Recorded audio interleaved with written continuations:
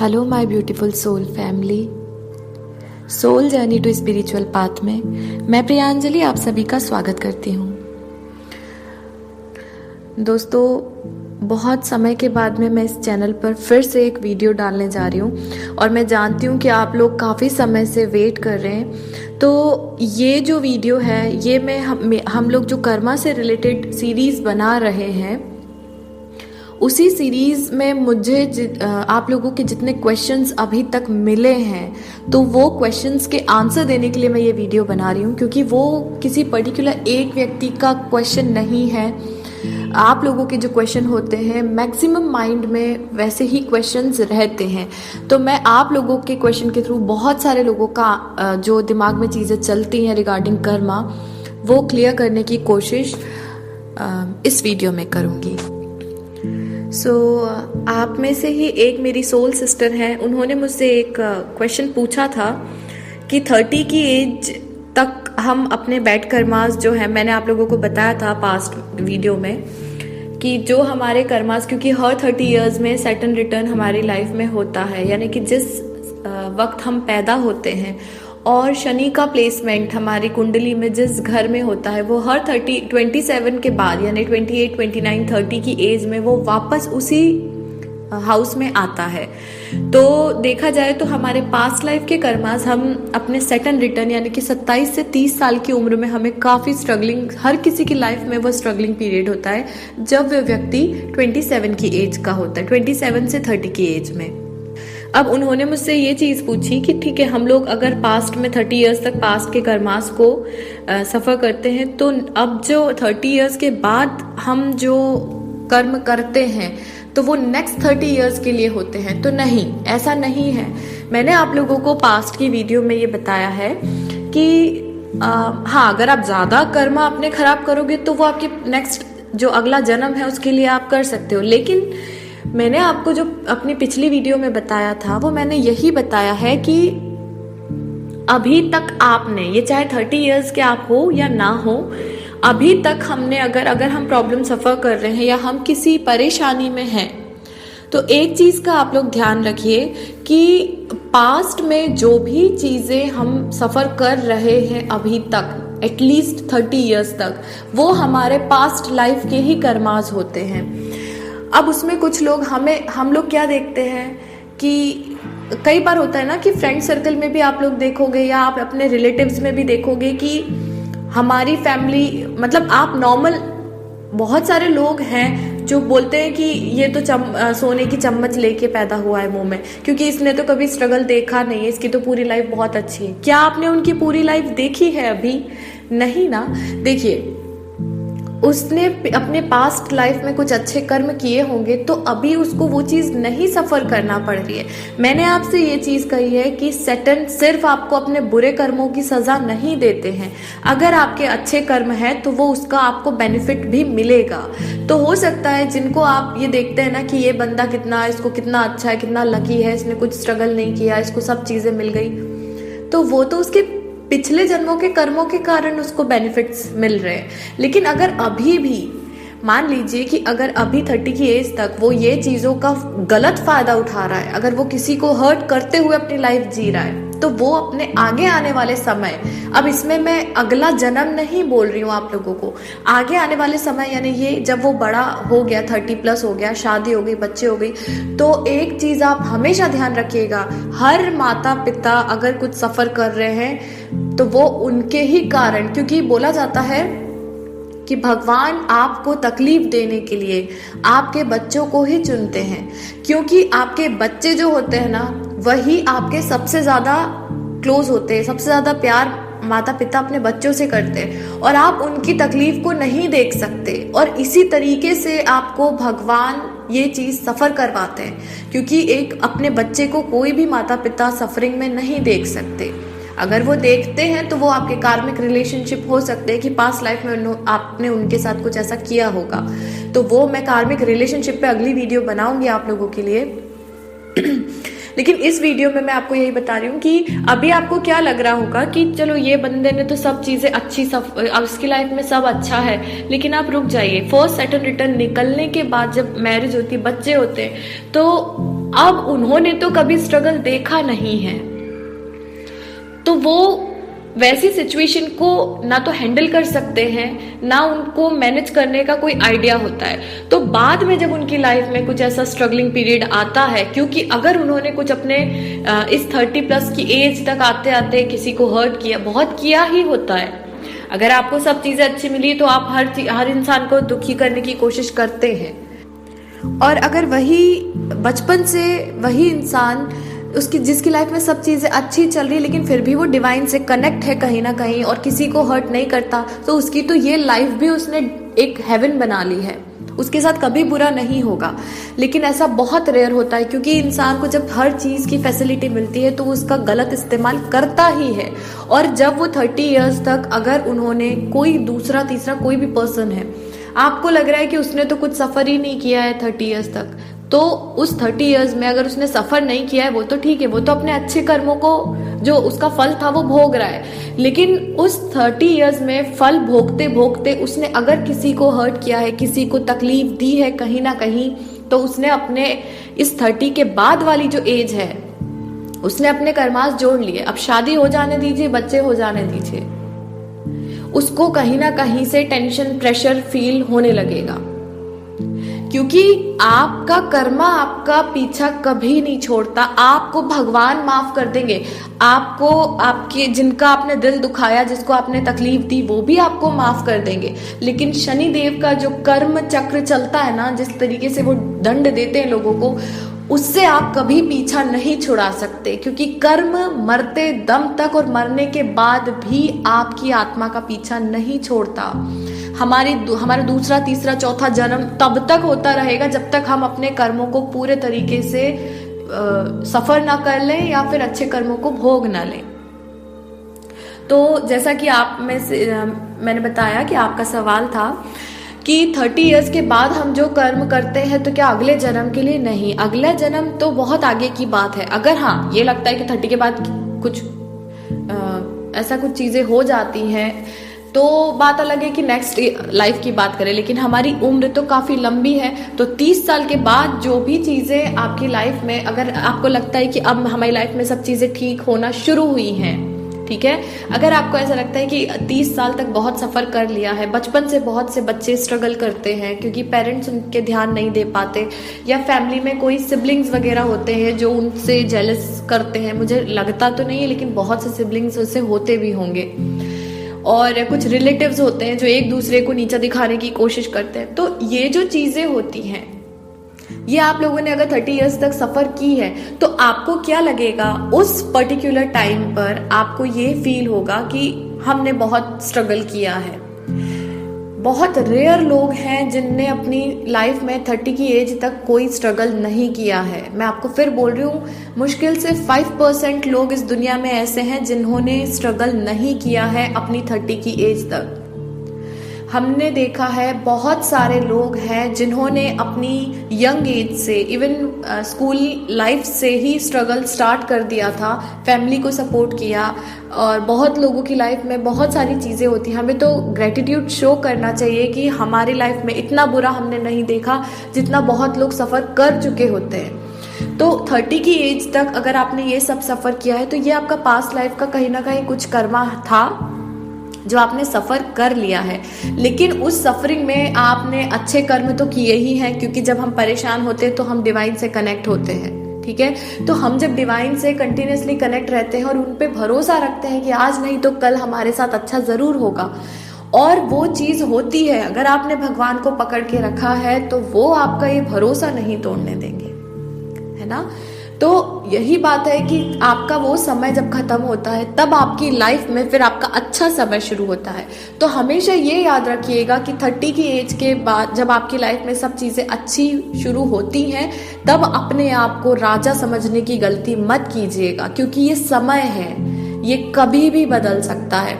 और हर किसी की लाइफ में शनि हर 5 से 7 साल के बीच में कहीं ना कहीं किसी न किसी रूप में आके आपको प्रताड़ित करते रहेंगे। अगर आपने कुछ सपोज कीजिए, अगर आपका 7.5 खत्म हुआ है तो 5 साल बाद आपकी लाइफ पे फिर से शनि का ढैया लग जाएगा, तो आपको वो 5 साल का टाइम दिया जाएगा कि आप इसमें कैसे कर्म करते हैं, ठीक है। 30 के बाद में मान लीजिए कि आपके पास 5 साल है, फिर ढैया लगेगा आपकी लाइफ, आपकी राशि पे। तो यही बात हो जाएगी कि वो 5 साल आपको लगेगा चलो फाइनली हम लोगों को शनिदेव से के इस दंड से मुक्ति मिली, अब हम जो चाहे कर सकते हैं। तो ये याद रखिए कि 5 साल बाद शनि फिर आएंगे आपकी राशि पर। अगर आपने इस 5 सालों में अच्छे काम किए हैं तो आपको उसका फल मिलेगा, और अगर आपने लोगों को परेशान किया है और खुद को राजा, खुद को भगवान समझ के दूसरों को तकलीफ पहुंचाई है, तो ये याद रखिए कि वो अगले 2.5 साल आपको ये 7.5 से भी ज्यादा महंगे साबित हो जाएंगे। सेटन रिटर्न से ज्यादा आपको तकलीफ दे सकते हैं। ठीक है। तो हम जो अब 30 के बाद जो काम करते हैं वो हमारे अगले कुछ सालों के लिए ही होता है। फिर वो ढैया में हमको वही तकलीफ सहन करना पड़ेगी। फिर हमारी लाइफ में हो सकता है 2.5 साल कुछ अच्छा हो जाए, फिर शनि की पनौती लग गई, या फिर शनि का कुछ ना कुछ रूप से आपको शनि की दृष्टि आपकी राशि पर हर 5-7 साल में पड़ती ही है। लेकिन 30 की एज में हम लोग बोलते हैं कि मैच्योरिटी आ जाती है। क्यों आ जाती है? क्योंकि ये जो सेटन रिटर्न होता है जो 27 से 30 की एज में आप लोगों को लगता है ना, हर राशि पे लगता है, और वो 27 से 30 की एज में ही होता है। और तब आप लोगों को शनिदेव आकर ये सिखाते हैं कि लाइफ क्या होती है, क्योंकि यही एक पीक टाइम होता है जब आपके अंदर एक मैच्योरिटी का लेवल हाई होता है। और ऐसे में आपको अपने और पराये दोनों तरीके के लोगों का पता चल जाता है कि कौन व्यक्ति हमारे सपोर्ट में है और कौन हमारे विरोध में है। ये चीज आपको दिखाने के लिए, कई बार बोलते हैं ना कि परिवार में ही आस्तीन के सांप मिलेंगे आपको, तो वही बात है। जब आपका सेटन रिटर्न आएगा वो सांप को निकाल के बाहर आपके सामने कर देगा कि ये तुम्हारे लिए सही नहीं है ना। जो पीछे से वार करने वाले लोग होते हैं वो भी आपके इसी समय पे आपको सामने मिलेंगे। और अगर इस सेटन रिटर्न में नहीं मिले तो उसके बाद अगले 30 साल बाद जब आपकी लाइफ में दोबारा सेटन रिटर्न आएगा, जब आपकी 57 से 60 की एज होती है, तब आपको पता चल जाएगा कि ये व्यक्ति मेरे लिए सही नहीं था। मोस्टली आपको 30 की एज में ही काफ़ी चीज़ें पता चलती हैं। सो मैं यही आप लोगों को बोलूँगी कि अपने कर्मों को हमेशा ठीक रखिए, क्योंकि आप जो करेंगे वो आपको इसी लाइफ में मिलेगा। लोगों का कहना होता है कि स्वर्ग और नर्क होते हैं, हम मानते हैं कि स्वर्ग और नर्क होता है, लेकिन क्या किसी ने सच में देखा है? आपने देखा है या मैंने देखा है? हमने देखा नहीं है। हमने पुराणों में, हमने शास्त्रों में ये सब चीज़ें सिर्फ पढ़ी हैं, और होता भी होगा। लेकिन आज के युग में अगर मैं आपको बोलूं तो हमारे कलयुग में एकमात्र अगर स्वर्ग और नर्क आपको देखना है तो वो यही है। आपको शनिदेव यहीं पे स्वर्ग भी दिखा देंगे और नरक भी दिखा देंगे। आज हम क्यों परेशान हैं, हम क्यों हर्ट हैं? कहीं ना कहीं हमने किसी को हर्ट किया होगा। सपोज कीजिए कि आपको पिछले जन्मों के सफरिंग आपको 20 साल के अंदर अंदर कंप्लीट हो गए, लेकिन इस साल जो आपने जो शुरू से आप कुछ गलतियां करते चले आ रहे, वो आपको सेटल रिटर्न में पे करना पड़ेगा। तो अपने आप को, आप लोगों को हमेशा इस तरीके से एक्टिव रखना है कि किसी को हर्ट नहीं करना है। अपने काम पर फोकस रखिए, किसी का दिल मत दुखाइए, क्योंकि आप नहीं जानते कि आप अपने आगे आने वाले सालों में ही एक ये बोल सकते हैं कि फिर से एक कर्मा लिखने जा रहे हैं। सो इन शॉर्ट अगर मैं आप लोगों को बताऊं, हम लोग जो भी कर्म करते जाते हैं वही हम अपने कर्मास के बैगेजेस में डालते जाते हैं, है ना। तो बस ये ध्यान रखिए कि हम अगर हमारा सेटन रिटर्न निकला है तो अब हम शहंशाह नहीं बन गए हैं, क्योंकि अब हमारी लाइफ में हम जो काम करेंगे वो हमारे इस लाइफ के अगले कुछ 5-7 सालों के अंदर ही हमको उसका पता चल जाएगा। तो यही आप लोगों को समझाने की कोशिश कर रही हूँ कि कर्मों को अच्छा रखिए, क्योंकि अगला जन्म किसी ने नहीं देखा है। और अगर आपको लगता है कि आप करते जाओ और आपको तब भी अच्छा हो रहा है, तो अच्छा आपको इसलिए मिल रहा है क्योंकि आपके पिछले जन्म के कुछ अच्छे कर्म रहे होंगे, या आपके माता पिता के अच्छे कर्मों का आपको मिल रहा होगा। एक चीज ध्यान रखिए, अगर आप खुश हैं तो कहीं ना कहीं आपके माता पिता के कारण, क्योंकि हर जगह मैं आपसे एक ही बात बोलूंगी, अगर आपके पेरेंट्स बहुत अच्छे हैं, सबका ध्यान रखते हैं, हाँ नॉर्मल सी लैंग्वेज में मैं आपसे पूछ रही हूँ, ये चीज़ें आपको भी समझ में आएंगी। अगर कोई व्यक्ति आपके साथ बहुत अच्छा होता है ना, तो आप उनके बच्चों के साथ में अच्छे से ही ट्रीट करेंगे। जैसे नॉर्मली क्या होता है कि ठीक है, मम्मी पापा हैं, उनका खूब नाम भी रहा, उन्होंने लोगों की सेवा की, बहुत भक्ति भाव वाले थे, हर कोई उन्हें जानता है, ठीक है। अब अगर आपके पेरेंट्स उस वक्त पे एट द मोमेंट आपके पास नहीं है, वो कहीं और रहते हैं और आपको कहीं जाना पड़ गया, तो कोई भी परिचित होगा ना, वो तुरंत आपकी सहायता के लिए आएगा, अरे ये तो उनके बच्चे हैं, है ना। और अगर किसी के टर्म्स खराब है, आपके मान लीजिए आपके पेरेंट्स के किसी के साथ टर्म्स खराब है, तो आप उस जगह पे खड़े रहोगे लेकिन कोई आपकी मदद के लिए नहीं आएगा। सेम चीज आपके बच्चों के लिए भी हो सकती है। इसीलिए आप अपने कर्मास को ठीक रखिए। अगर आप अच्छे रहेंगे तो आपके बच्चों को आगे सब अच्छा मिलेगा, क्योंकि भगवान बदला लेने के लिए बच्चों को ही चुनता है। क्योंकि एक बच्चे ही ऐसे होते हैं जो माँ बाप के लिए सबसे ज्यादा क्लोज होते हैं और उनके लिए माँ बाप हर चीज करने को रेडी होते हैं। सो अपने कर्मास को आप ठीक रखिए, क्योंकि नेक्स्ट जन्म का तो नहीं बोलूंगी, ये जरूर बोलूंगी कि अगले आने वाले कुछ 10-15 सालों में ही आपको कर्मास अपने पे करना पड़ सकते हैं। तो सेटन रिटर्न को चले जाने के बाद ऐसा नहीं होता कि लाइफ में दोबारा सेटन रिटर्न नहीं आएगा, वो फिर आएगा। आफ्टर 27-28 डेज आपकी लाइफ में वो फिर आएगा। लेकिन उस 30 साल के अंदर आपकी लाइफ में एक बार 7.5 ही आ जाएगा और कम से कम 4 से 5 बार ढैया आ जाएगा। यानी कि करीब करीब 30 साल बाद तो सेटन रिटर्न आएगा, लेकिन 18-19 साल तक आपको शनि वैसे भी कहीं ना कहीं घेरेगा। तो सीधी बात यह है कि 30 साल की आपको लग रहा है कि सेटन रिटर्न 30 इयर्स में आएगा तो 30 साल तक कोई प्रॉब्लम नहीं है, ऐसा नहीं है। 30 साल के अंदर शनि अगर सेटन रिटर्न लेके नहीं आएगा ना, सेटन रिटर्न एक्चुअली लाइफ को 360 चेंज कर देता है, लेकिन उसके बीच में जब शनि की 7.5 ढैया पनौती ये सब लगती चली जाती है, तो 30 में से 20 साल तो उसने आपको वैसे ही पकड़ के रखा है। इसीलिए आप लोगों को बोल रही हूँ कि आप अपने कर्मास को ठीक रखिए, किसी को हर्ट मत कीजिए, अपनी बातों से, अपने एक्शन से, किसी भी तरीके से आप किसी को दुख मत पहुंचाइए, क्योंकि ये कर्मा आपको इसी लाइफ में पे करना पड़ेगा।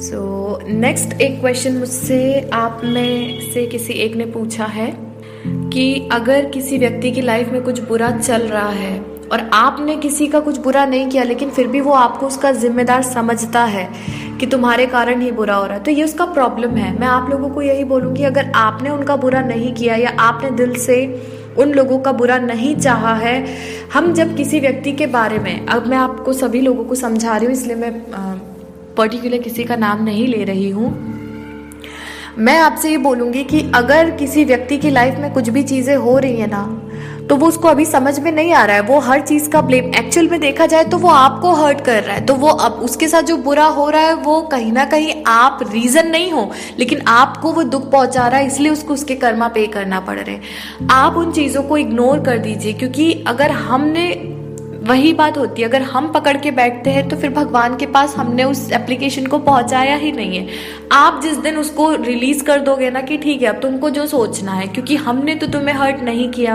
हमने तुम्हें जब परेशान नहीं किया है, तो तुम हम पे ये ब्लेम कैसे कर सकते हो। और अगर फिर भी वो आप पे ब्लेम कर रहा है तो आप उनको रिलीज कर दो, क्योंकि वो आपको ही हर्ट करेंगे और आप हर्ट होगे तो उनको फिर से वो उनका बैड कर्मा हो जाएगा। तो आप इन चीजों को मत सोचिए, क्योंकि वो व्यक्ति अपने ही कर्मा पे कर रहा है, और हर व्यक्ति की जिंदगी में अगर कुछ दुख होता है तो वो उसके खुद के कर्मों के कारण होता है।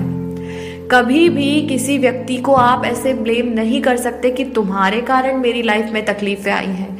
मैं आप लोगों को भी यही समझाऊंगी, आप किसी पे कभी ये ब्लेम मत कीजिएगा कि फलाने व्यक्ति के कारण हमारी जिंदगी में भूचाल आया है। नहीं, आपको आपके ही कर्मों की सजा मिली है। बहुत सारी चीजें होती हैं लेकिन हमें समझ में नहीं आता है। बस जो समय है ना, उसको शांति से भगवान से जुड़ के निकाल दीजिए, क्योंकि ये समय बदलेगा।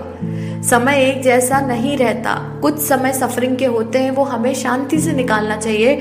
थोड़ा सा इनर वर्क कीजिए अपना, थोड़ा अपनी हीलिंग कीजिए, थोड़ा सा भगवान से जुड़ के रहिए, मेडिटेशन कीजिए, अपनी सोल से जुड़ के अपने आप को पहचानने की कोशिश कीजिए। आप लोगों को सारे जवाब मिल जाएंगे। सो हम नेक्स्ट वाला एक क्वेश्चन देखते हैं। एक्चुअल में मैं ये क्वेश्चन के लिए इसलिए बना रही हूँ क्योंकि ये पर्टिकुलर किसी एक पर्सन के क्वेश्चन नहीं रहते हैं, आप लोगों के क्वेश्चंस ही बाकी लोगों की मदद करते हैं। तो अगर आप लोगों के दिमाग में कुछ सवाल आते हैं तो प्लीज मुझसे कमेंट में पूछा करिए। मैं जितना जल्दी हुआ करेगा आप लोगों के उन सवालों के जवाब एक वीडियो में दिया करूंगी, क्योंकि कई बार मैं 1 या 2 कमेंट के रिप्लाई में आपको वो चीज़ नहीं समझा सकती, इसीलिए मैं आप लोगों के लिए वीडियो लेके आऊँगी। मुझे अच्छा लगता है आप मुझसे सवाल करते हैं। सो अब हम देखते हैं नेक्स्ट। एक मुझसे पूछा था कि अगर हम किसी के साथ बुरा करके माफ़ी मांग लेते हैं लेकिन फिर भी हमें पीस नहीं मिलता। अब मैं आपको बताती हूँ, देखिए एक्चुअल में क्या होता है, आपने किसी का दिल दुखाया है है ना। अगर आपको गिल्ट हो रहा है ना, किसी का दिल दुखा के अगर आपको ये चीज़ का पछतावा हो रहा है, तो कहीं ना कहीं आपकी सोल प्योर है कि आपको पता है आपने गलत किया और आपको उस चीज़ के लिए बहुत पछतावा भी हो रहा है ना। तो सबसे बेहतर तरीका है कि सबसे पहले आप लोग अपनी हीलिंग कर लीजिए, क्योंकि हमारी जो सोल होती है ना, जो हमारी आत्मा है, वो सही गलत सब जानती है ना। तभी तो मर्डर करने वाला जब सोता है तो उसको चैन नहीं मिलता, वो पीसफुल नींद में नहीं सोता, है ना। या मर्डर करवाने वाला अगर होता है वो भी नहीं सो पाता। क्यों? क्योंकि उसकी आत्मा को पता है कि उसने गलत किया है। तो फिर आपने तो अगर किसी के साथ में कुछ गलत बिहेवियर आप कर रहा हो या किसी भी रीजन से आपने अगर हर्ट किया है और आपको वो चीज का गिल्ट है, मतलब आपकी आत्मा अभी भी आपको अंदर से हिलाना चाह रही है कि तुम एक अच्छी प्योर सोल हो, तुम्हें ये कर्मास नहीं खराब करने हैं। आज भी आपकी आत्मा जिंदा है। अगर आपको गिल्ट फील हो रहा है, नॉर्मली जो इतने रूड टाइप के लोग होते हैं ना, जिनको किसी की भावनाओं से अटैचमेंट नहीं होता, किसी को दुख पहुंचा के भी वो खुशी मिलती है, एक चीज ध्यान रखिए, ऐसे लोगों की आत्मा मर चुकी होती है। वो लोगों को कोई फर्क नहीं पड़ता। लेकिन अगर आपको फर्क पड़ रहा है, आपको कहीं ना कहीं ये चीज फील होती है कि मैंने किसी को हर्ट किया, मुझे उस चीज का बहुत गिल्ट है, तो डेफिनेटली आपकी सोल जो है वो प्योर है और अब वो गलती नहीं करना चाहती है। जो उसने किया है उसके लिए वो बहुत पछतावा महसूस करती है। तो अब आप क्या कर सकते हो? देखो, मैं आपको एक नॉर्मल और सिंपल सा तरीका बताती हूँ। आप सबसे पहले अपनी एक तो इनर वर्क पे फोकस कीजिए, ठीक है। सबसे पहले आप लोगों को इनर चाइल्ड का मेडिटेशन करना चाहिए, ताकि आप अपने इनर चाइल्ड से दोबारा मिलो और ये जानने की कोशिश करो कि आपने अगर उन्हें हर्ट किया था तो आप कहाँ हर्ट हुए थे, है ना। होता है जब हम फ्रस्ट्रेट होते हैं, जब हम तकलीफ में होते हैं, तभी हम किसी और पे वो गुस्सा दिखा देते हैं।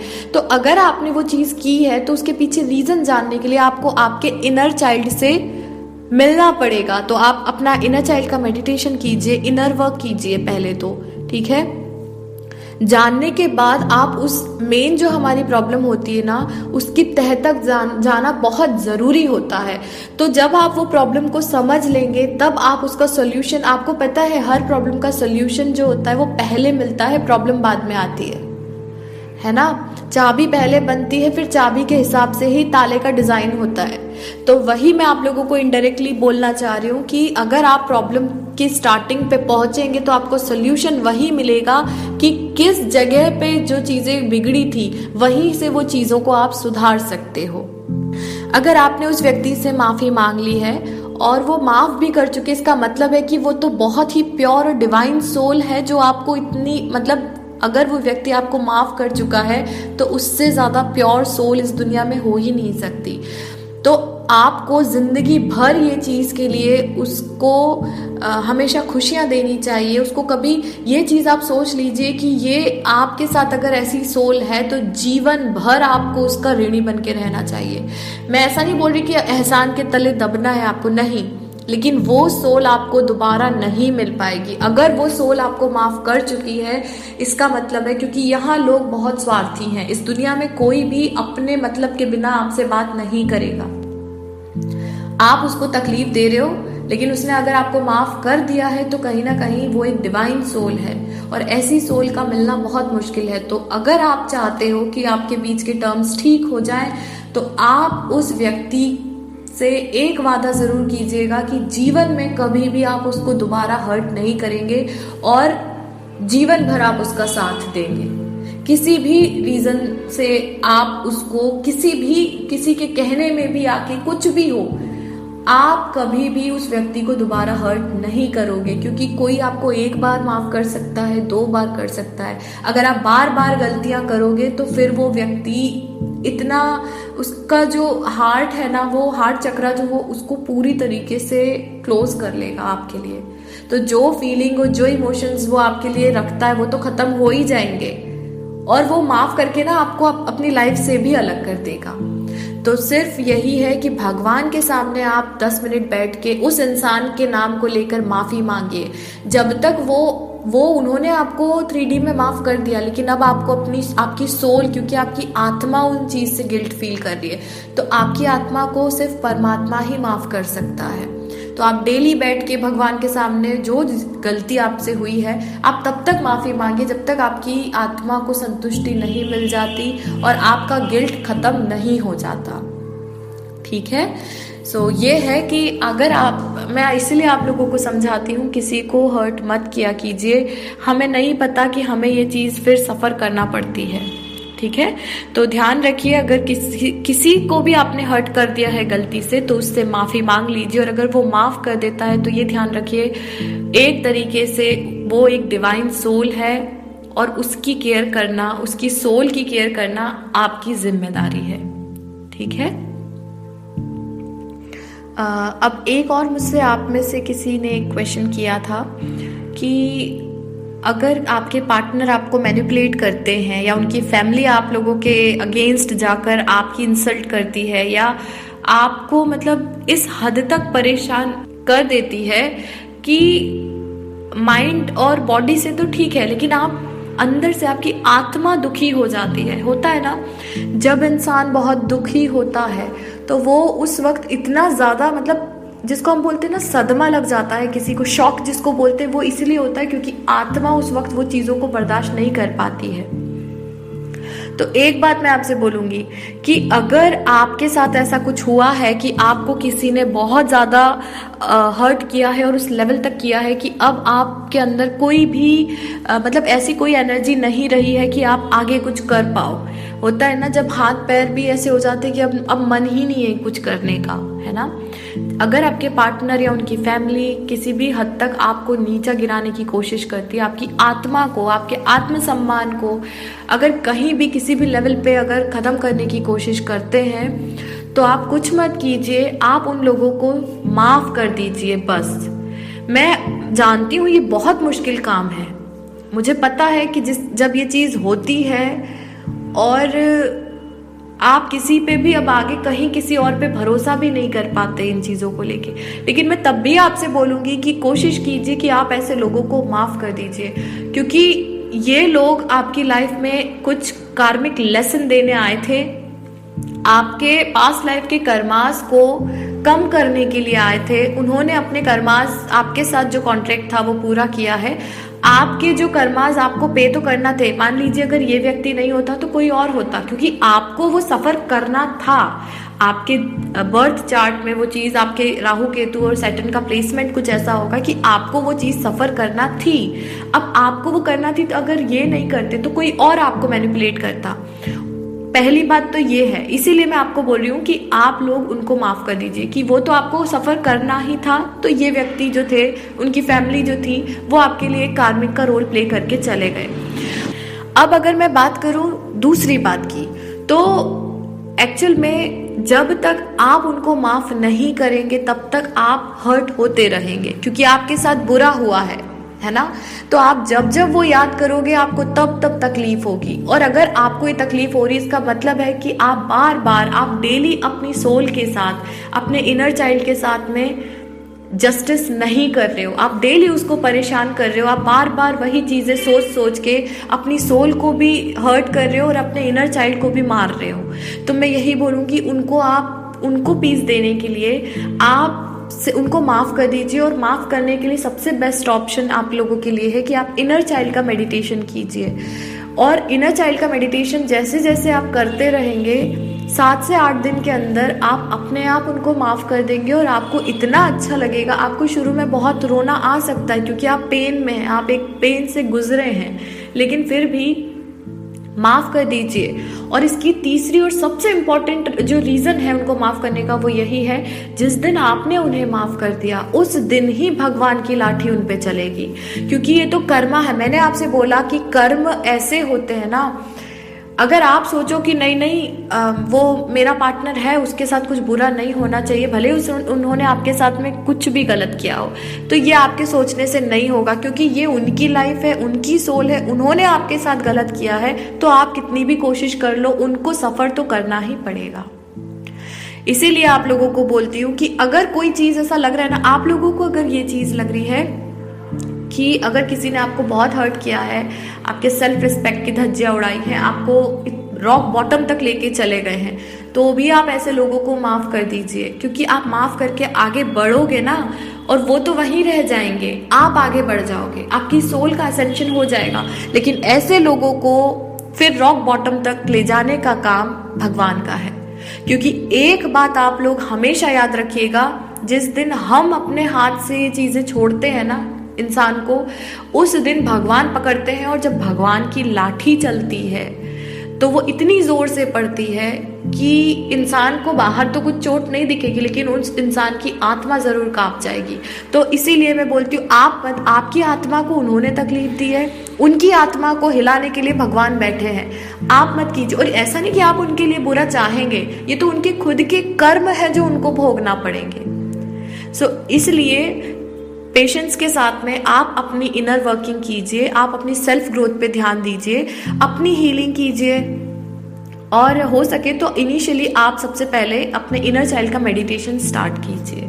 बाकी क्या करना है, कैसे करना है, ये सोचना आपका काम नहीं है, ये सब कुछ डिवाइन देख रहे हैं। इंसान हर किसी से छुपा सकता है, लेकिन भगवान से कभी कोई कुछ नहीं छुपा सकता। अब मैं आप लोगों का एक और क्वेश्चन जो है उसका आंसर देने की कोशिश कर रही हूँ। और मेरे ख्याल से बहुत सारी फेमिनिन एनर्जी इन चीज़ों से सफ़र कर रही है इस वक्त पे, तो ये आप सभी लोगों के लिए एक जवाब है मेरा। आप में से मेरी एक सोल सिस्टर है, उन्होंने मुझसे पूछा था कि अगर आप मतलब कोई भी लड़की कोई ऐसे रिलेशनशिप में है, या कोई लड़का भी हो सकता है, ये किसी एक पर्टिकुलर मेल या फीमेल के लिए नहीं है, अगर आप किसी टॉक्सिक रिलेशनशिप, इन शॉर्ट किसी टॉक्सिक मैरिज में अगर हैं, और आपके हस्बैंड या वाइफ या और उनके साथ में उनकी फैमिली यानी कि ससुराल वाले अगर लड़की पे या लड़के पे किसी पे भी अगर बहुत ज़्यादा डोमिनेटिंग है और बहुत ज़्यादा वर्बली अगर अब्यूज़ कर रहे हैं आपको, और होता है ना कि अगर आपको कोई बहुत तकलीफ पहुंचा रहा है, चाहे वो फिजिकली आपको मार पीट करे या फिर वर्बली आप लोगों के साथ में एब्यूजिव कम्युनिकेशन करे। और होता है, मैंने मैक्सिमम मैरिज में देखा है कि लड़के अपनी फैमिली का सुनते, शादी तो करके ले आते हैं लड़की को, लेकिन उसके बाद उसकी दुर्गति कराने के लिए परिवार को हमेशा आगे रखते हैं। और बहुत सारे केसेस में लड़कों के साथ भी होता है कि लड़कियां अपनी फैमिली के इन्फ्लुएंस में आके लड़के के साथ में गलत। लेकिन मैक्सिमम केसेस मैंने जो अभी तक देखे हैं अपने आसपास अपनी लाइफ में, और बहुत सारे ऐसे केसेस मैंने आप लोगों से भी सुने हैं, क्योंकि मेरे पास बहुत सारे आप लोगों के कंसल्टेशन होते हैं, तो मैं ये चीज़ जानती हूँ। अगर ऐसा कोई सिनेरियो होता है कि आपके हस्बैंड हैं और वो आपके साथ में मतलब आप उनकी फैमिली के इन्फ्लुएंस में आके आपकी लाइफ को स्पॉइल कर चुके हैं, या आपको उस हद तक ले गए हैं कि अब आप उस लाइफ में एक ऐसी जगह चले गए जहां ना आपकी कोई वैल्यू है, ना ही आपका कोई आत्मसम्मान है, कुछ भी नहीं बचा आपकी लाइफ में सिवाय एक घर की मेड होने के। तो एक चीज ध्यान रखिए, अभी मैंने इसके पहले जो आंसर दिया है वो लिटिल बिट इसी के सिमिलर है कि आपकी लाइफ में ये चीज होना तय थी। आपके पिछले जन्मों के कर्मों को समझते हुए आपने वो सफर तो कर लिया। आप ऐसे लोगों को माफ कर दीजिए। और ये एक सवाल, आपके सवाल में आपने ये सवाल भी एक मुझे नाम नहीं पता है, पूछा था आपने कि अगर हम पीठ पीछे उनके बारे में कुछ गलत बोल देते हैं तो क्या हम अपना कर्मास खराब करते हैं। तो देखिए, अगर देखा जाए तो वो कहीं ना कहीं हमारा कर्मा खराब हो रहा है, लेकिन फिर भी मैं आपसे एक बात ये बोलूंगी कि जो आपके साथ जो हुआ है, जो आप पे बीती है, तो ये वर्ड्स उनके विरोध में कुछ पीठ पीछे निकलना जायज है, ठीक है। मैं ये नहीं बोलूंगी कि नहीं आप देवी बन जाइए या देवता बन जाइए और मत कहिए। आपको तकलीफ हुई है तो आपके मुंह से तकलीफ में होता है ना कि जब हमें चोट लगती है तो मुंह से आवाज निकलती है। वही चीज है कि अगर आपकी सोल को मारने की कोशिश की गई, आपकी सोल को खत्म करने की कोशिश अगर की गई है, तो आपकी सोल से ही वो चीजें निकलती हैं, क्योंकि दिल आपका इतना तकलीफ में होता है। तभी बोलते हैं ना, किसी जिस व्यक्ति को बहुत दुख है या बहुत तकलीफ में अगर कोई है, ऐसे लोगों की बद्दुआएं नहीं लेनी चाहिए, क्योंकि वो उस वक्त इतने तकलीफ में होता है और उस वक्त उसके मुंह से जो शब्द निकलते हैं ना, वो उसकी आत्मा से निकलते हैं, और आत्मा से निकले हुए शब्द परमात्मा को जरूर सुनाई देते हैं। उसके बाद चलती है उनकी लाठी। आपने जो कर लिया, जो बुरा जो सोचा, ठीक है, कोई बात नहीं, लेकिन अब आप उनको माफ कर दीजिए, क्योंकि जब तक आप ऐसे लोगों को माफ नहीं करेंगे तब तक भगवान उनके ऊपर कमांड नहीं लेंगे।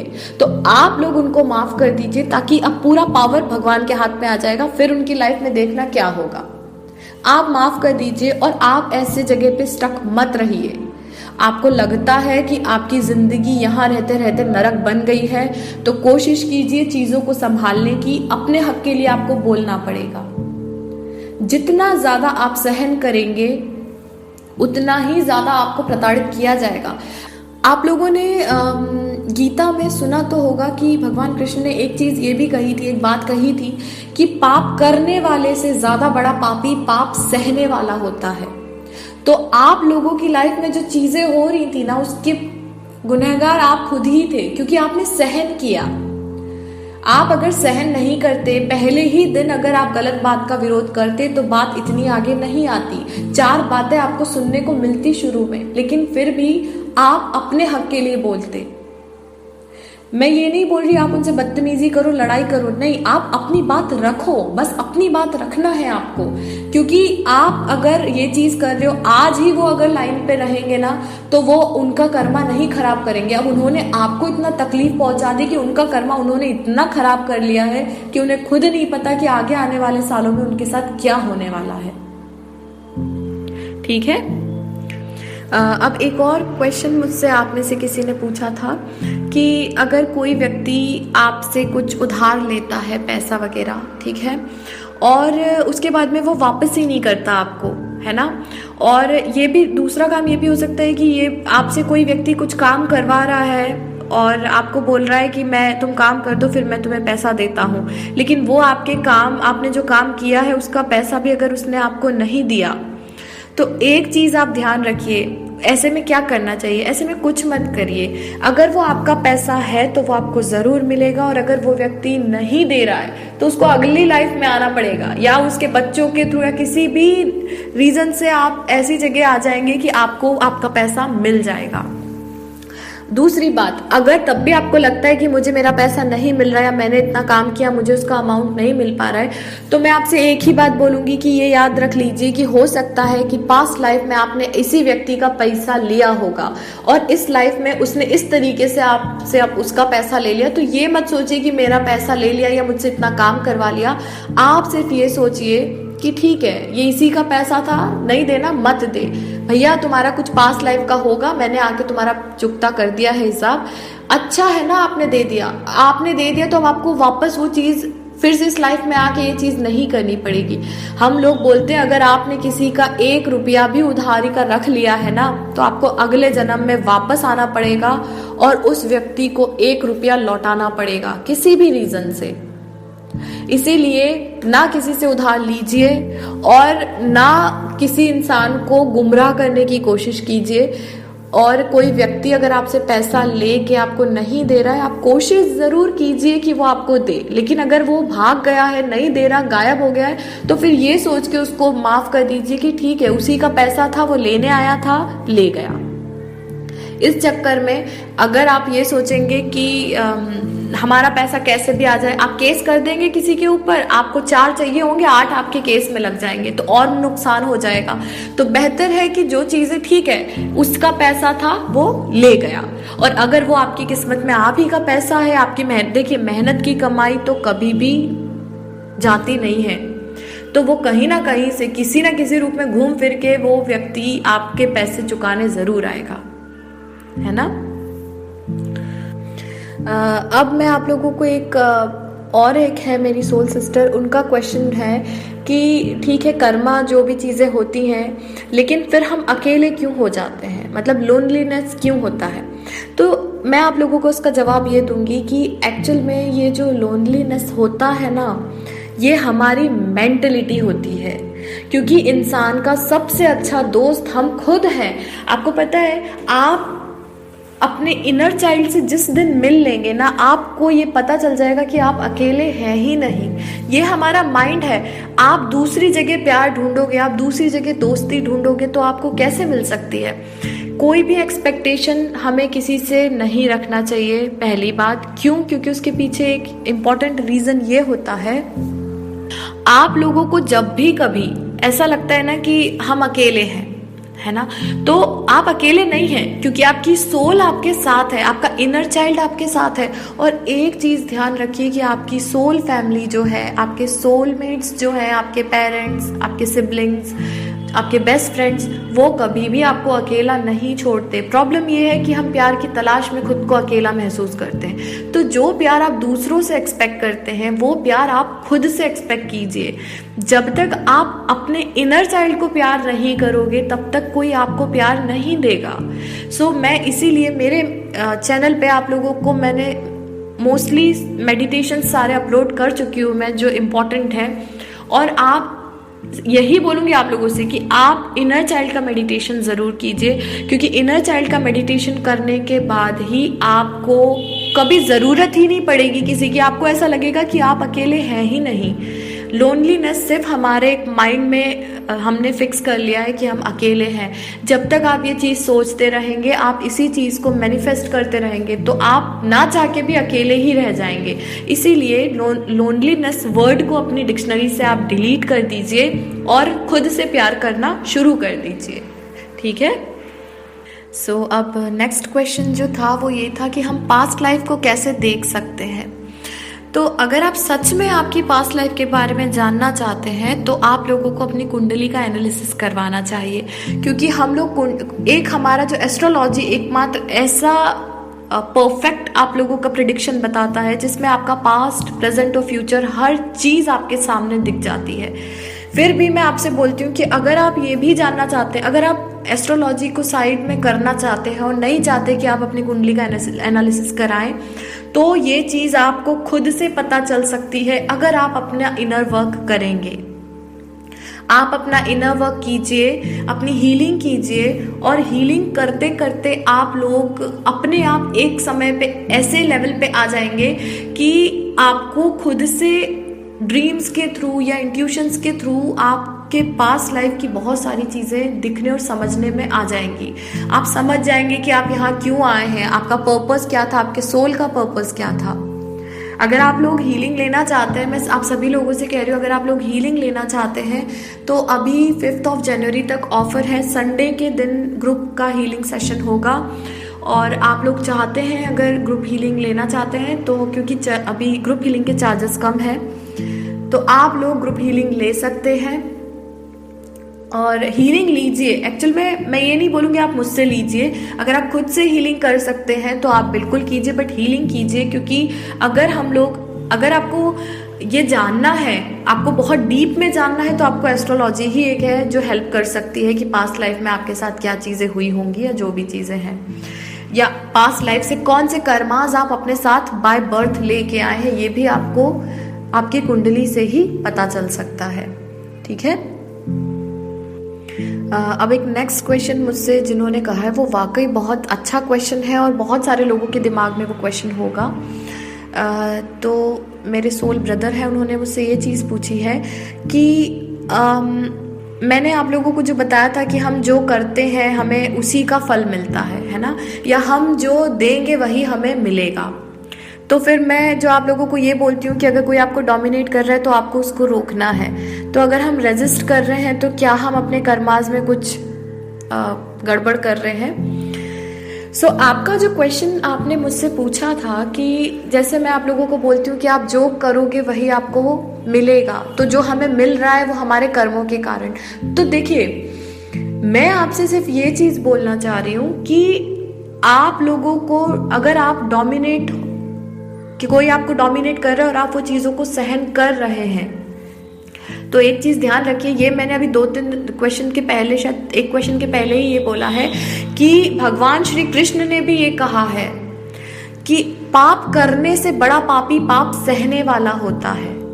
तो वहाँ पे जहाँ पे जो हमारा कर्म है वही हमारा धर्म भी है।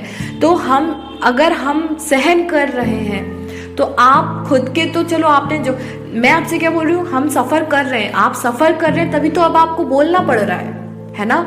कोई आपको डोमिनेट करते चला जा रहा है, करते चला जा रहा है, और आप सफर कर रहे हैं, तो आप अपने साथ साथ उस व्यक्ति के भी कर्मास खराब कर रहे हैं। क्योंकि वो व्यक्ति को अगर आप रोक दोगे तो आप एक बहुत अच्छा काम करोगे कि उसके बुरे कर्मा पूरे होने के पहले आपने उसको रोक दिया कि मत ऐसा करो क्योंकि तुम्हारे कर्मास बिगड़ जाएंगे। इनडायरेक्टली अगर आपने उनको रोका तो आप उनके बुरे कर्मास को बढ़ने से रोक रहे हो। तो यहाँ आपको कुछ भी गलत नहीं होगा। ये तो अच्छा है कि आपने अपने आगे आने वाले कर्मास जो हैं उनको सेव कर दिया। अगर आप किसी व्यक्ति के बुरे कर्मास को रोकते हैं तो इसका मतलब है आप अपने अच्छे कर्मास को कलेक्ट कर रहे हैं। और जो सफर होना होता है, अगर आपने उसको रोक दिया, इसका मतलब है आपको इतना ही सफर करना था। ठीक है, आपका ये जो सवाल था कि अगर हम रोकेंगे तो हम जो सहन कर रहे, जो सफर कर रहे हैं, हम उसको बीच में हम उसको रेजिस्ट करेंगे, नहीं। आपको एक्चुअल में उतना ही सफर करना लिखा था, इसीलिए अब आपका मुंह खुला और आपने उनको बोलना शुरू किया है। क्यों? क्योंकि आपका सफरिंग खत्म हो चुका है और अब डिवाइन की तरफ से आपको शायद ये मैसेज, मेरी तरफ से जो डिवाइन की तरफ से ये मैसेज है जो शायद मैं आपको दे रही हूँ कि हम जो है, अगर हम जिस दिन बोलना शुरू कर दिए, समझ लेना कि वहां तक ही आपको सफर करना था। इतने समय से आप सफर कर रहे थे ना, तो आपका वो अब सफरिंग का समय खत्म हो गया, तभी आपके अंदर से वो बोलने की शक्ति आपको मिली है। अब आप उनको रोकिए ताकि वो अपने बुरे कर्मास को और ना कलेक्ट करें। ठीक है, आई होप आपको समझ में आया है जो मैं आपको समझाने की कोशिश कर रही हूँ। और ये मैं सिर्फ पर्टिकुलर किसी एक व्यक्ति को नहीं बोल रही हूँ, मैं आप सभी, मेरी पूरी सोल फैमिली के लिए ये सारे आंसर्स हैं। अब एक मुझसे सवाल पूछा था कि नॉर्मली हम लोग ये देखते हैं कि जो हमारे साथ गलत करता है वो खुश ही रहता है और हम ही सफ़र करते रहते हैं। तो मेरी जो लास्ट वीडियो मैंने अपलोड की है ना, उसमें मैंने इसको थोड़ा ज़्यादा डिटेल में समझाया है, बट मैं आप लोगों को फिर बता रही हूँ कि हमको ऐसा लगता है कि हमारे साथ गलत करने वाला खुश है ना, कहीं ना कहीं। तो वही बात है कि वो खुश इसलिए है क्योंकि उसके पास्ट लाइफ में उसके कर्मास अच्छे हैं, है ना। और अगर मैं आपसे ये बोलूं कि अभी वो खुश है, लेकिन आप फर्स्ट या सेकंड क्वेश्चन अगर आपने सुना होगा तो शायद आपके ये क्वेश्चन का अपने आप आंसर आपको मिला होगा कि हम लोगों को लग रहा है कि वो व्यक्ति है वो खुश है, लेकिन वो तब तक ही खुश रहेगा जब तक उसके पिछले जन्मों के कुछ अच्छे कर्म है वो तब तक भोग लेगा। क्योंकि हर चीज की एक लिमिट होती है, आपके पास इतना जब तक है तब तक आपका हर चीज, आपके बकेट में बहुत सारे एप्पल्स हैं, आप निकालते जाओगे, खाते जाओगे, तो एक ना एक दिन तो वो खत्म होंगे ना। उसी तरीके से उस व्यक्ति के जब तक अच्छे कर्म है ना पिछले जन्मों के, वो भोग रहा है। लेकिन जब उसके वो कर्म खत्म हो जाएंगे, और अभी क्योंकि उसने आपको अगर तकलीफ दी है, आपको दुख दिया है, तो ये तो फॉर श्योर कि उसने अपने बुरे कर्म इकट्ठे कर लिए। तो अब वो जैसे ही उसके अच्छे कर्म खत्म हुए, उसके बुरे कर्मों की सजा उसको मिलना शुरू हो जाएगी। ठीक है, तो आप ये मत सोचिए कि आपको ही सफरिंग करना पड़ रही है, उसको कुछ नहीं, तो उसका अच्छे कर्मों के फल उसको मिल रहे हैं। अब अगर वो सही रहता तो ठीक था, लेकिन वो आपको तकलीफ दे रहा है, मतलब उसने अपने बुरे कर्मास भी इकट्ठा कर लिए हैं। तो जैसे ही उसके अच्छे कर्मास खत्म होंगे, उसको उसके बुरे कर्मों की सजा मिलना शुरू हो जाएगी। ठीक है, सो आई थिंक मैंने आप लोगों के सभी सवालों के जवाब दे दिए हैं। एक्चुअली मैंने जितने कमेंट्स अभी देखे थे जिसमें आप लोगों के सवाल थे, तो मुझे लगा कि हमारी अगली वीडियो मैं बनाऊं उसके पहले आप लोगों के ये सवालों के जवाब मुझे दे देना चाहिए थे। सो ऑलमोस्ट आप लोगों के सभी सवालों के जवाब जो मुझे अभी पिछली 2 वीडियोस के कमेंट्स में मिले थे, वो मैंने आप लोगों को जवाब दिए हैं। सो नेक्स्ट वीडियो मैं जल्दी अपलोड करूँगी आप लोगों के लिए। अभी थोड़ा सा टैरो वाले चैनल पे मैं रीडिंग्स अपलोड कर रही थी, इसलिए मैं यहाँ वीडियो नहीं बना पाई, बट अब मैं आप लोगों के लिए 1 बाय 1 वीडियो अपलोड करती रहूँगी अपने इस चैनल पर भी। एक और चीज़ मुझे आप लोगों को बतानी है, वैसे आप लोगों ने देखा भी होगा कि मैंने YouTube, Instagram और Facebook हर जगह पोस्ट भी किया हुआ है। आप लोगों के लिए मैंने अभी क्रिसमस और न्यू ईयर का ऑफ़र लॉन्च किया हुआ है, जिसमें आप लोगों को बहुत सारे ऑफर्स मैंने दिए हैं टैरो रीडिंग्स पर भी, और अगर आप अपनी कुंडली का एनालिसिस या प्रश्न कुंडली के हिसाब से अगर कुछ आंसर्स जानना चाहते हैं उसका भी आप लोगों को मैं बता चुकी हूँ। मैंने उस आप देखिएगा, अगर आपने नहीं देखा है, आपको सभी चीज़ों में अभी ऑफर्स मिलेंगे। 5 जनवरी तक आप लोग ऑफर्स देख सकते हैं। और अगर आप लोग अपनी हीलिंग भी करवाना चाहते हैं तो ग्रुप हीलिंग आप लोग ले सकते हैं। ग्रुप हीलिंग पर मैंने अभी ऑफर दे रखा है। एक्चुअल में पर्सनल हीलिंग में हम लोग हीलिंग के बाद में 10 से 15 मिनट का एक सेशन रखते हैं जिसमें आप लोगों के कुछ पर्सनल डाउट्स को भी मैं क्लियर करती हूँ। लेकिन ग्रुप हीलिंग में हम लोग सब मिलके मैं एक बार में 5 मेंबर्स लेती हूँ और 5 मेंबर्स आप लोग सब लोग रहेंगे और हम लोग कॉल पे ही सेशंस रखेंगे। लेकिन आप लोगों के जो हीलिंग है आप लोगों की, वो मैं आप लोगों को साथ में करवाऊंगी। हीलिंग कैसे करना है, किस तरीके से आप हीलिंग स्टार्ट कर सकते हैं। तो अगर आप चाहते हैं तो आप एक सेशन लेके देख सकते हैं। अगर आपको लगता है कि उससे आपको कुछ बेनिफिट मिल रहा है तो आप आगे की हीलिंग भी बुक करवा सकते हैं। ठीक है। आप लोगों को मुझसे कुछ पूछना है और अगर और कुछ क्वेश्चंस आपके मन में हैं तो आप मुझे कमेंट में ज़रूर बताइए। मुझे बहुत अच्छा लगता है जब आपके क्वेश्चन आते हैं, तो मुझे एक नया वीडियो बनाने के लिए भी एक टॉपिक ऐसा रहता है, क्योंकि आपके अकेले के क्वेश्चन जो होते हैं वो बहुत सारे लोगों को आंसर दे देते हैं। अगर आप लोगों को कुछ पूछना है तो आप मुझे कॉमेंट में वो क्वेश्चन ज़रूर बताइएगा।